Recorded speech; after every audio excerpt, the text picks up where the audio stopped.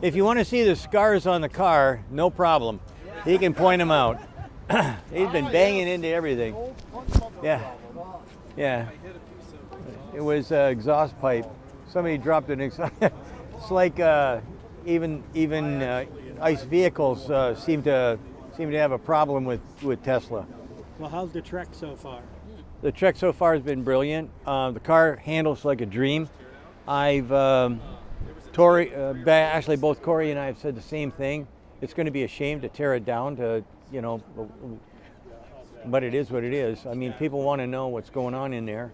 By the way, thank you for everything you're doing. Okay. I'll Sir. follow you at Y2Mate. I'm glad you guys.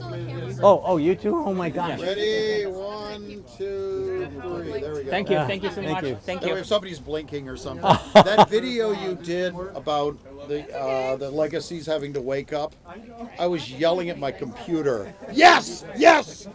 I couldn't hear you. Even no matter how loud you yell. But it was like, you were spot on.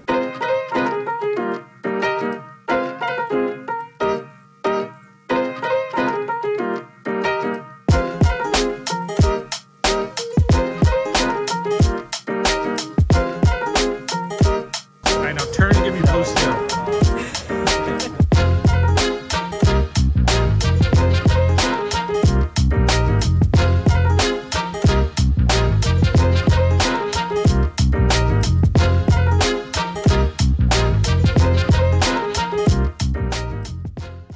All right, Sandy, let's recap our time in Boston. So let's start off with the drive from New Jersey to Boston through New York. We got on the New Jersey Turnpike, which traffic was moving at an incredible pace. Yeah. The road was so bumpy, I could hardly believe it.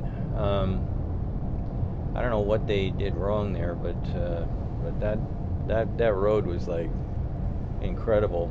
The car, if you're in the front seat, no big deal, but man, in the back seat, not a whole lot of fun at all.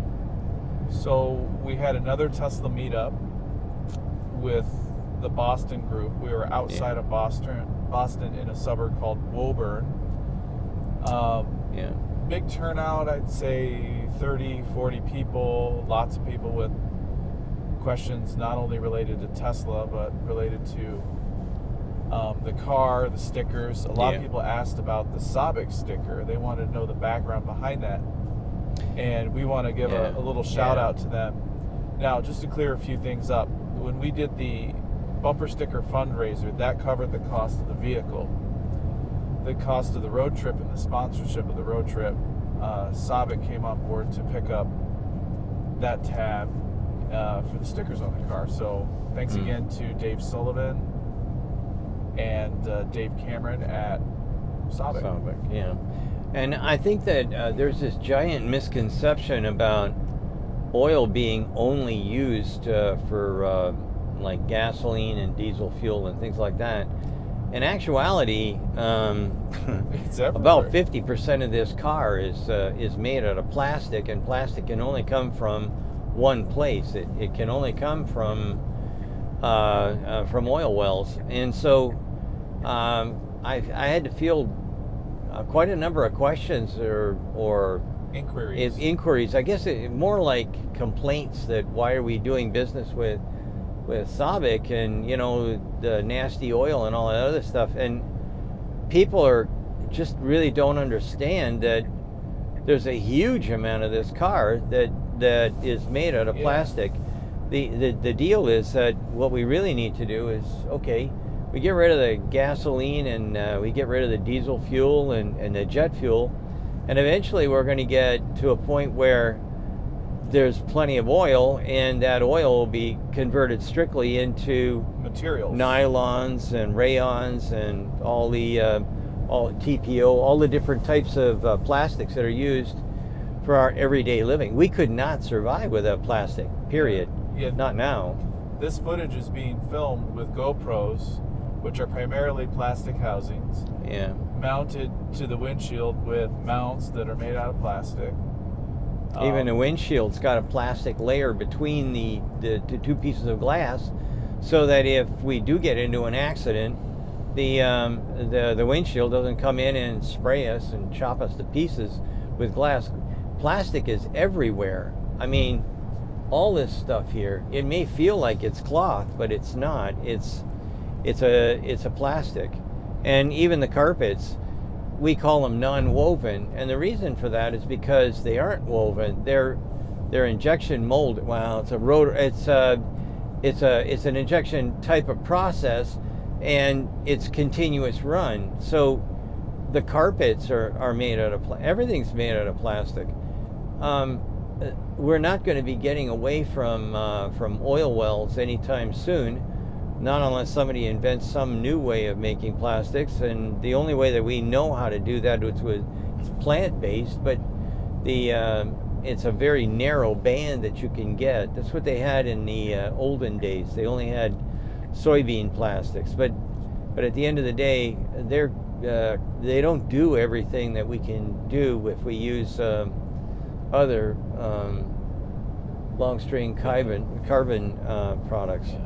Now, moving on from that, we're currently driving on our way to the Canadian border. Sandy and I had to get COVID tests, which we did. Yeah. And we filled out all the proper forms. There is a slim chance we get turned away at the border. If so, we'll just drive through New York and Pennsylvania and Ohio to get back home. Yeah. But what else happened yesterday? We got a $22 T-bone steak. Yeah, How was that, we did. Sandy? Yeah.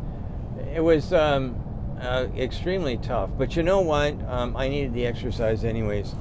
I was just thinking a while ago, what was the best meal we had on the trip, and it's pretty hard to beat that chicken pot pie. Yeah. I really like that. That was at the dog.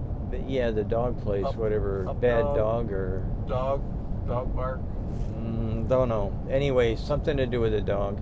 That was in Atlanta. In Atlanta, yeah. And that pie was absolutely excellent. But you know what? If I really have to think hard about it, Jim's cheesesteak was pretty hard to. I like that kind of food. I love that bun and the and juice squirting out all over the place.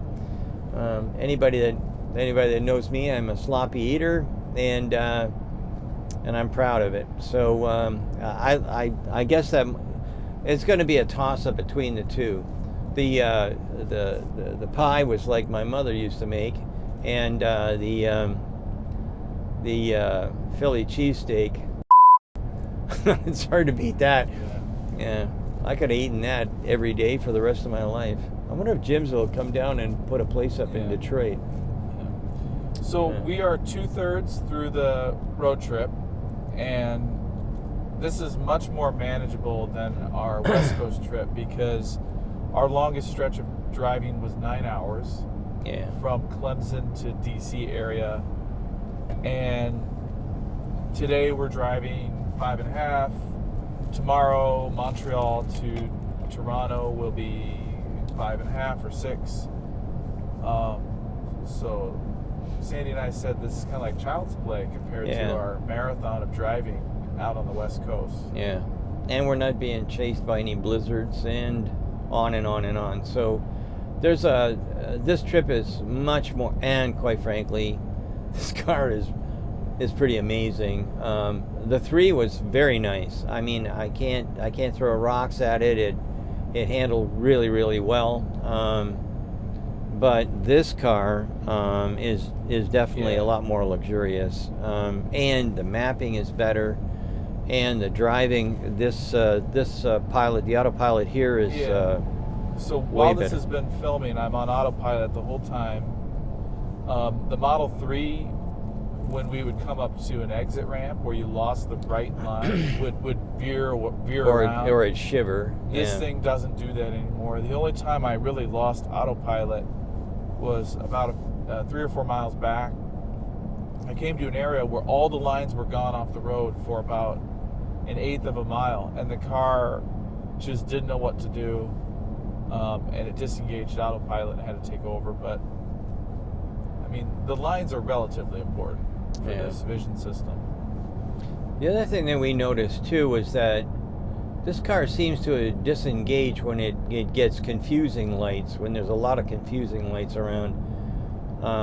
Maybe that's why people are saying it crashes into ambulances and whatnot. It might mean that the car disengages because there's too much going on, and it gives responsibility back to the driver, and the driver isn't paying attention. So could be that. That's why having your hands on the wheel all the time is a real good idea, and listening for that little ding dong, like, hey, you know what, you're on your own. So actually we're passing up with an off ramp right here, and no problem. So yeah, I guess we can safely say that this trip's been pretty good. I feel good that I helped some lady not freeze to death. If you're coming out to these events and you happen to be in Toronto or Montreal or Windsor, yeah, wear a heavy coat.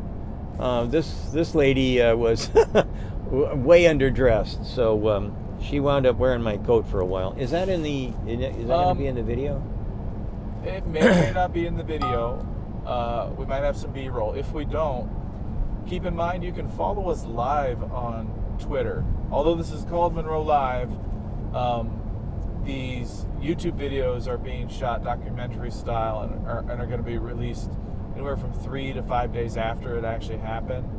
But if you follow Instagram or Twitter, which Eric or Zach will put in the description right now or at the beginning, you'll be able to see all these funny happenings. So yeah. All right, that's about it, Sandy. Yeah. We've done a wrap up every day. We'll do a few more.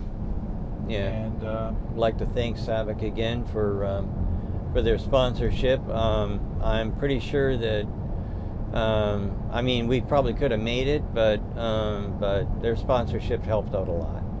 So there we go. All right, that's all. Thanks. Bye now. Okay, carefully. See this? Don't move the orientation. It slots into there.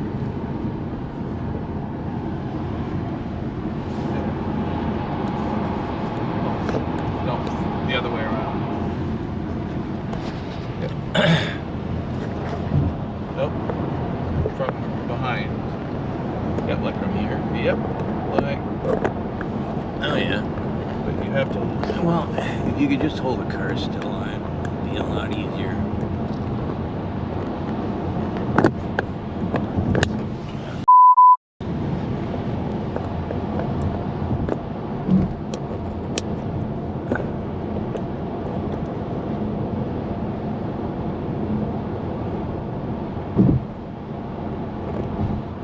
This thing must know I don't like it. Why is this thing bent? Hang on. Don't worry about it. That's been broken this whole time. But it's you have to line it up flat and then slide it in. Yeah, I'm lining up flat as long as the car doesn't move. Then it slides and snaps. There you go.